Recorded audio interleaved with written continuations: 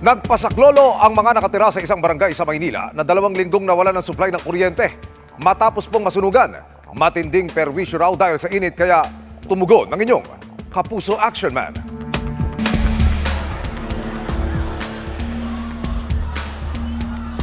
Sa sunog na sumiklab sa Interior 26 V Mapa Barangay 596 sa Santa Mesa, Maynila nitong 2 ng Mayo, may isang senior citizen na namatay. Hindi makapasok pre ha, malaki na yung sunog. Atras na! Wala na, patay na yung ilaw pre. At mahigit 30 individual na nawala ng tirahan.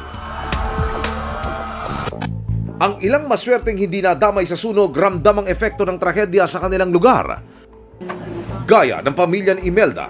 Halos 2 linggo kaming walang kuryente. Malaking perwisyo ang di nakakatulog ng maayos sa sobrang init. Sinubukan na raw ilapit ng mga apektadong pamilya sa Meralco ang problema pero Ang sabi lang daw po ng Meralco ay naka-line up po kami.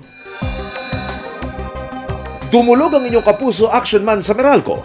Paliwanag nila, hindi agad na ibalik ang kuryente dahil kailangan daw muna nilang magsagawa ng masusing inspeksyon sa mga pasilidad nilang naapektuhan ng sunog para matiyak ang kaligtasan ng publiko.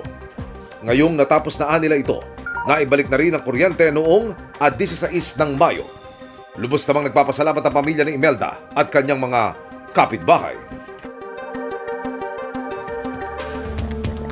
Mission accomplished tayo mga kapuso. Para po sa inyong mga sumbong, pwedeng mag-message sa Kapuso Action Man Facebook page o magtungo sa GMA Action Center sa GMA Network Drive, corner Samar Avenue, Diliman, Quezon City. Dahil sa lamang reklamo, pang-abuso o katiwalian, tiyak may katapat na aksyon sa inyong Kapuso Action Man.